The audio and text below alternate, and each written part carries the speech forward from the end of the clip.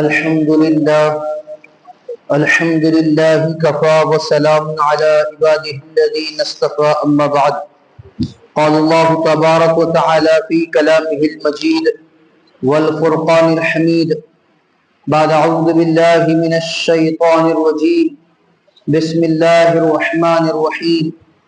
يا أيها الذين آمنوا ادخلوا في السلم كافة ولا تتبعوا خطوات الشيطان إنه لكم عدو مبين. وقال تعالى في مقام آخر وإن تصبروا وتتقوا لا يضركم كيدهم شيئا إن الله بما يعملون محيط. سبحان ربك رب العزة عما يصفون وسلام على المرسلين والحمد لله رب العالمين. اللهم صل على سيدنا محمد وعلى آل سيدنا محمد بارك وسلم. اللهم صل على سيدنا محمد وعلى آل سيدنا محمد بارك وسلم. اللهم صل على سيدنا محمد وعلى آل سيدنا محمد بارك وسلم. معزز سامعین کرام ملت اسلامیہ کے عزیز نوجوان و بزرگان ملت، جس شریعت کے ساتھ، جس مذہب اسلام کے ساتھ اللہ جل جلالہ و من والہ نے مجھے آپ کو جوڑا ہے، یہ شریعت مکمل اپنے اندر ضابطۂ حیات، دستور زندگی کے ہر زاویے کی رہنمائی رکھتی ہے. کوئی پہلو زندگی کا ایسا نہیں ہے کہ شریعت اس کی بابت ہماری رہنمائی نہ کرتی ہو. ہمیں شریعت کا پابند بن کر رہنا ہے، اسلامی تعلیمات پر عمل کرتے رہنا ہے، اپنے زندگی کے ہر معاملے کو اسلامی شرعی قوانین کے مطابق حل کرنا ہے. ہم نے اپنے معاملے کو دنیاوی اعتبار سے حل کرنے کی کوششیں کی، اغیار نے ہمارے ہی شرعی اور اسلامی قوانین پر ڈاکہ ڈالنے کی ناکام کوششیں کر ڈالی. نکاح کا معاملہ ہو، طلاق کا معاملہ ہو، خلا کا معاملہ ہو، وراثت کا معاملہ ہو اور دیگر ہمارے عائلی و خانگی تمام مسائل کے حل کے لیے اللہ اور اس کے رسول کا مبارک دین ہمیں دیا گیا ہے. ہمیں پابند بنایا گیا ہے کہ ہم اپنے زندگی کے ہر معاملے کو دین اسلام کے مطابق حل کرنے والے بن جائیں، شریعت کے حساب سے حل کرنے والے بن جائیں. اور ہمارے اپنے ملک میں اسی بات کو زندہ رکھنے کے لیے کہ ہم پابند شریعت رہیں، ہمارا ہر معاملہ شریعت کے دائرے میں رہے، شریعت کے حساب سے رہے اور شریعت کے حساب سے ہی حل ہو. اسی لیے ہمارے اپنے اس ملک میں مسلم پرسنل لا بورڈ بنایا گیا تاکہ مسلمان اپنے پرسنل لا کا حل اس بورڈ کے توسل سے حل کر سکے، اپنی زندگی کو اس مطابق جی سکے.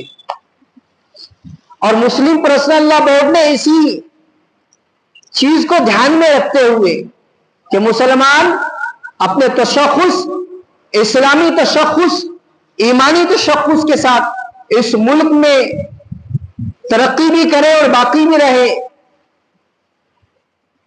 دارالقضا کا قیام عمل میں لایا گیا.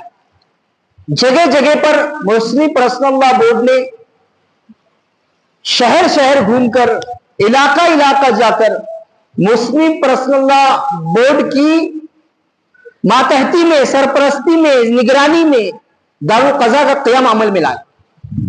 ہر جگہ الحمدللہ دارالقضا عام کیے جا رہے ہیں، کھولے جا رہے ہیں، قائم کیے جا رہے ہیں اور شرعی قاضی، اسلامی جج اس میں مقرر کیے جا رہے ہیں، جن کو ٹرین کیا جا رہا ہے اسلامی تمام احکامات کے ساتھ کہ جب بھی کوئی معاملہ ان کے پاس آتا ہے وہ قرآن و سنت کے مطابق اس معاملے کو حل کرتے ہیں. گھر میں روک جھوک ہو گئی، تو میں ہو گئی، میاں بیوی کے آپس میں ٹھن گئی، بیوی اپنے مائکے چلی گئی، شوہر ناراض اپنے گھر میں ہے، ہوتا یہ ہے کہ یہ دونوں مل کر، لڑکے والے لڑکی والے مل کر اپنے معاملے کو کورٹ لے جاتے ہیں، جہاں پر وقت بھی ضائع ہوتا ہے اور بہت سارا مال بھی خرچ ہوتا ہے. ایرنگ پہ ایرنگ، تاریخ پر تاریخ ملتی ہے، برسوں گزر جاتے ہیں، معاملہ حل نہیں ہوتا. اور اگر کوئی ایک معاملہ حل بھی ہو جائے تو وہ منصفانہ نہیں ہوتا، انصاف کے تقاضوں پر مبنی نہیں ہوتا. ایک مسلمان کو شریعت کے مطابق اپنے مسائل حل کرنے ہیں. ہمارا دین مکمل دین ہے، ہمارا مذہب مکمل مذہب ہے. ہمیں اپنے کسی بھی معاملے کے حل کرنے کے لیے کسی دوسرے کے پاس جانے کی ضرورت نہیں ہے. ہمارے سارے معاملے ہمارے ہی اپنے بیچ حل ہونے ہیں. یہ لوگ جو کورٹ گئے، اگر یہ کسی قاضی کے پاس پہنچتے، اسلامی جج کے پاس پہنچتے، تو وہ قاضی شریعت سب سے پہلے تو اس بات کی کوشش کرتے ہیں کہ مصالحت ہو جائے، صلح مندی ہو جائے، صلح صفائی سے کوئی یہ معاملہ حل ہو جائے. یہ جو شادی شدہ جوڑا ہے یہ پیار محبت سے اکٹھا رہنے لگے، توڑ کی نوبت نہ آئے، علیحدگی کی نوبت نہ آئے، یہ کوشش ہوتی ہے. اس کوشش کے بعد اگر پھر بھی میاں بیوی آمادہ نہیں ہے اکٹھا رہنے پر، ساتھ رہنے پر، تو پھر ایسے طریقے سے ان کو علیحدہ کیا جاتا ہے کہ کل کو اگر ذہن میں یہ بات آ رہی ہے یا یہ فیل ہو رہا ہے کہ ہم نے غلطی کر دی، علیحدہ ہو کر ایک دوسرے سے الگ ہو کر ہم نے غلطی کر دی، اب اکٹھا رہنا ہے، ساتھ رہنا ہے، اس کا ایک حل ہوتا ہے. جب قاضی شریعت علیحدگی کراتا ہے تو وہ ایسی علیحدگی ہوتی ہے کہ دوبارہ نئے مہر نئے نکاح کے ساتھ میں رہ سکتے ہیں.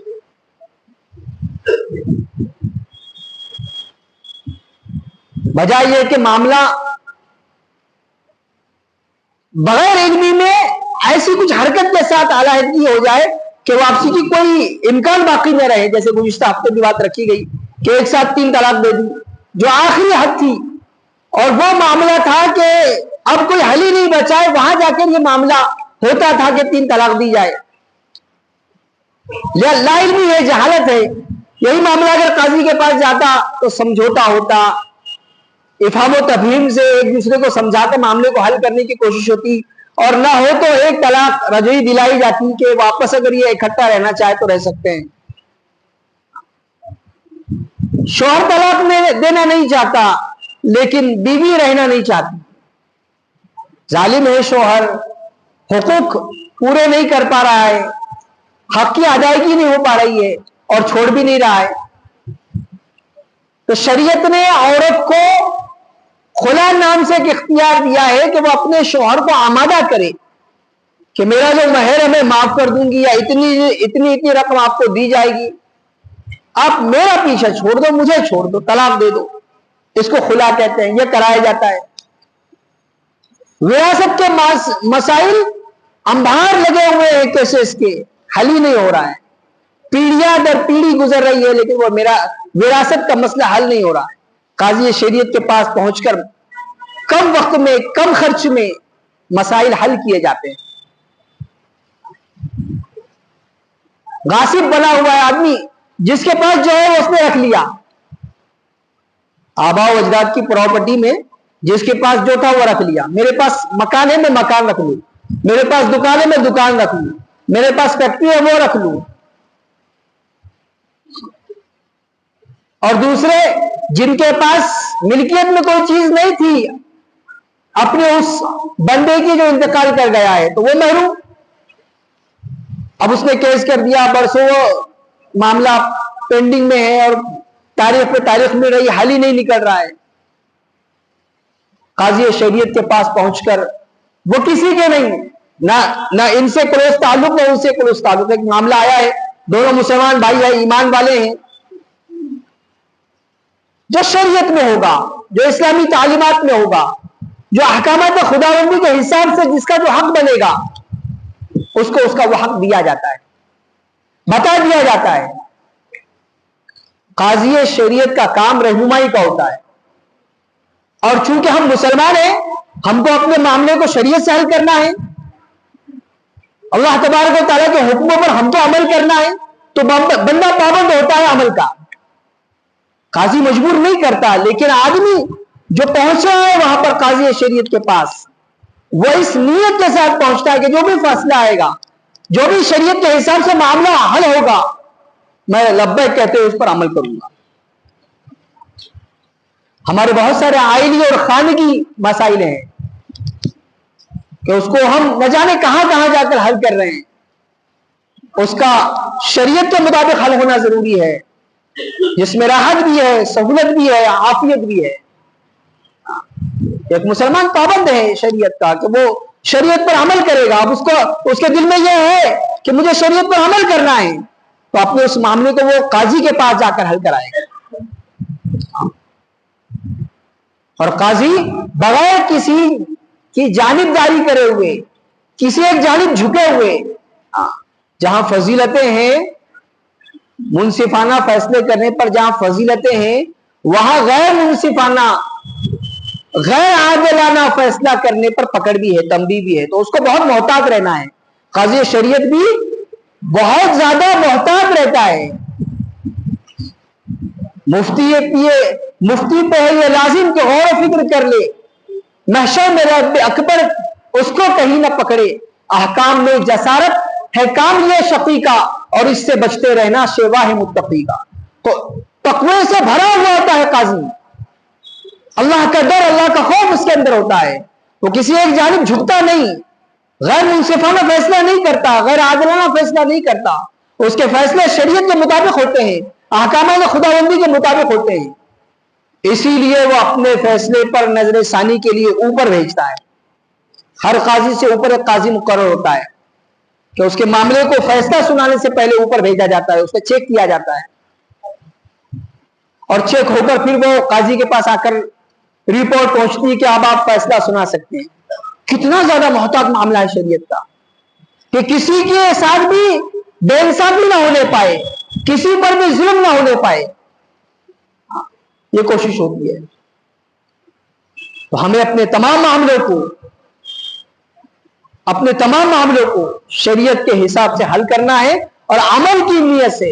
سب سے پہلے تو ہے کہ ہم اپنے گھر میں ماحول بنائیں شریعت پر پابندی کا, کہ ہم شریعت پر چلیں گے, شریعت کے ہم پابند ہیں. اور اس کے بعد اگر کوئی معاملہ ہو جائے, کوئی لڑائی جھگڑا ہو جائے, کوئی ایسی بات ہو جائے جس کے لیے کورٹ جانے کی نوبت آ رہی ہے, تو بجائے یہ کہ ایسی جگہ پر پہنچا جائے کہ جو شریعت و سنت سے ہٹے ہوئے راستے ہیں, جگہ ہیں, ایسی جگہ پہنچنے کی کوشش ہو کہ جہاں پر شریعت و سنت کے مطابق ہمارا معاملہ حل ہو سکتا ہے. اور الحمدللہ ہمارے اپنے شہر پونا میں اسی چیز کو ذہن میں رکھتے ہوئے دارالقضاء کا قیام عمل میں آیا ہے, اور برسوں سے ہے. اور بڑی بات یہ ہے کہ یہ دارالقضاء نہ صرف شہر میں ایک ہے, بلکہ 2-4 جگہ پر دارالقضاء قائم کیے گئے ہیں عوام کی سہولت کے لیے. ہمارے سید نگر میں بھی دارالقضاء ہے, کونڈوا میں دارالقضاء ہے,